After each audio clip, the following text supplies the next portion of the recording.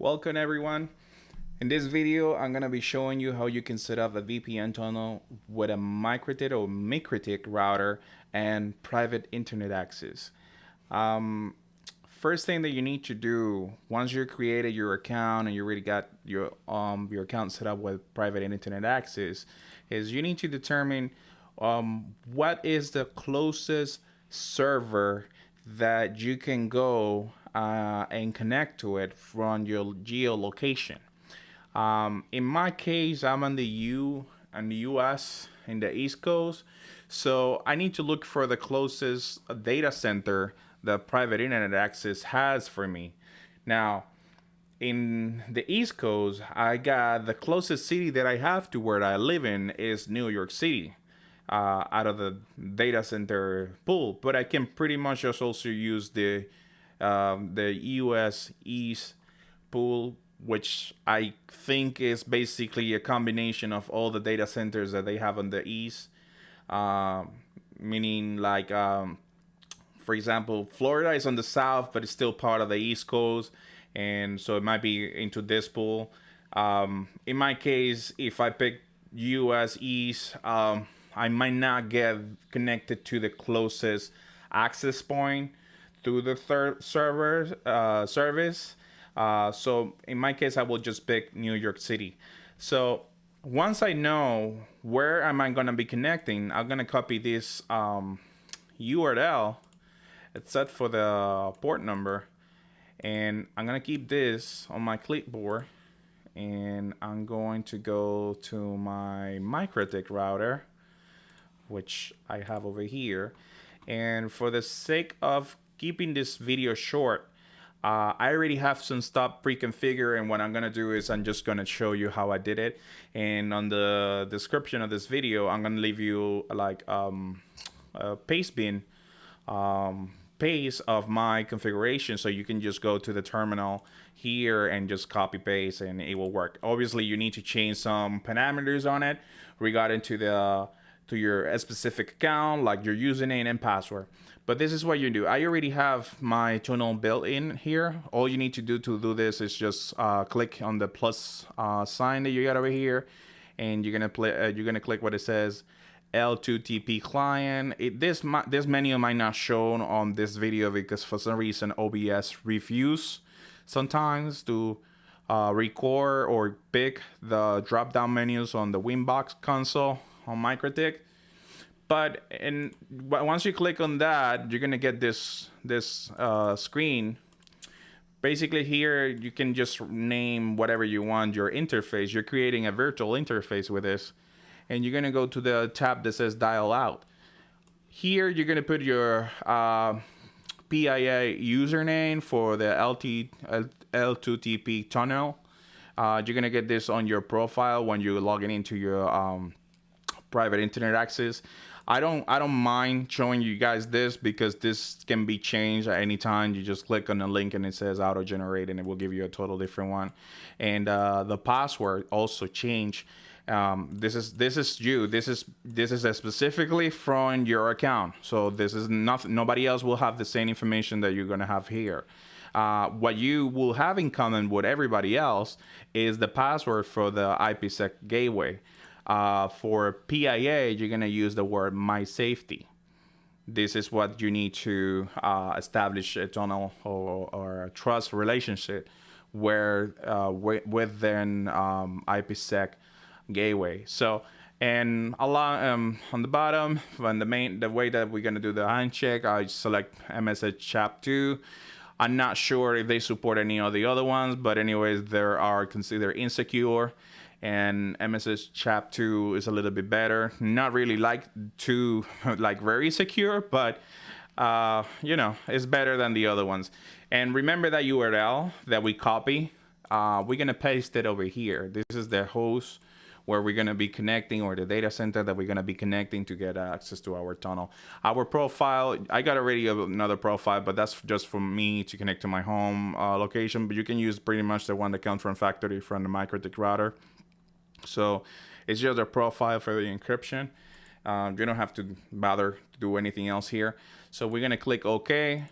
We're gonna enable this interface, and you will see that as soon as I enable it, it has started to basically negotiate with PIA.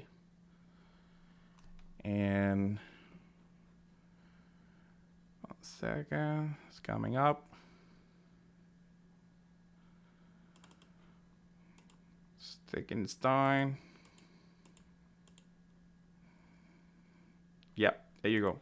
So it just connected, and you can tell because it has the letter R for running next to it.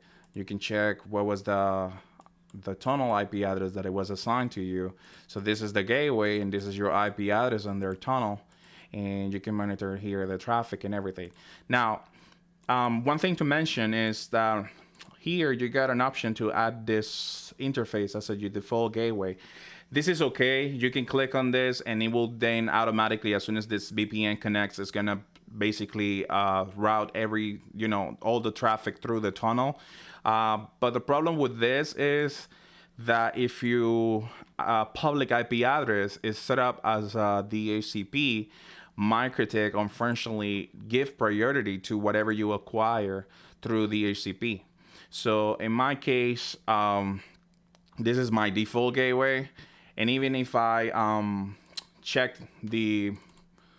even if I do the check mark here, 1 second, it's gonna knock down the tunnel, it's gonna renegotiate again, and it's gonna come back on. And I'm gonna show you what I'm talking about. 1 second.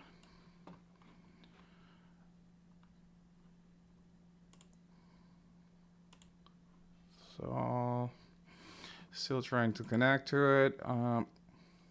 Let me just open this one so you can see what I'm talking about. I have no idea why that goes full screen every time. So very good. Okay, so as you can see, it created a route with the same distance, but since this one was already created, it supersedes this one. So it basically has priority, even though they have the same distance. This one is not working. Anything that you see on blue is not being taken in consideration unless this one gets removed. And the thing is that since it was dynamic created, you remove it and it will be automatically re-added again, and it will give you trouble. So unless you're using static IP for your gateway, I won't recommend to use this option here. So I'm gonna remove this, and I'm probably gonna need to run the ACP again. There you go. I just acquired the gateway again. So what I did to route my traffic, I went to the firewall and I went to the mangle, and I created 2 rules over here. The first one is pre-routing, is on the pre-routing chain, and what I'm saying here is mark everything that is coming from this network. This is my local network. It's set for the traffic incoming with the destination to this address. Don't mark it, just the outbound traffic. And add to the connection a connection mark. You can leave this pass-through enable, that doesn't matter. You can select this mark connection, hit OK, and then on the second option, what I did is any traffic source from this address that contains this connection label, then put a routing mark, and you have to uncheck this if you want this to work. So you have to uncheck it because it has to go through the firewall to add this. So you're gonna click OK, and then we're gonna enable both rules. You will see as automatically, well, hold on, let me just disable that and show you. Let me reset the counters, and everything is on zeros, so we're gonna enable it. You will see how it automatically will start seeing traffic going back and forth between that. And this is useful because now I have a routing mark that I can use on my routing table. So what I did, I create the routing table here. 1 second. I create a gateway. that even though those doesn't have distant one, I do have a routing mark that says to-pia.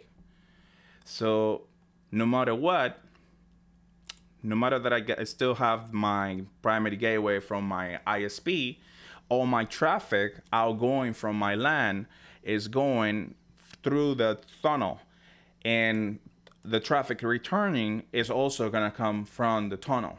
So no matter what I do, I'm still connecting through my ISP gateway. Like if I still need to ping something locally on my city, I can still do it. But any traffic that I don't have the way to manipulate where I want to send it, it will go through the tunnel. And this is pretty much what it is. I tried to condense this, make this video the shortest that I could. It's really not that complicated. I'm gonna give you guys on the description of the video a little script with the configuration of this. You need to adjust it and just change these values here. This remain the same, and run it, and you will see this information on your Mikrotik router right away. I don't know if you guys have any questions, suggestions. Leave it in the comment section. If you like the video, please click like or subscribe to the channel. I will continue making this type of videos, trying to make it the shortest that I can. I apologize for my heavy accents. English is not really my native language, but in this videos is not encrypted. This is just me flowing over the video, so I apologize if I made any mistakes.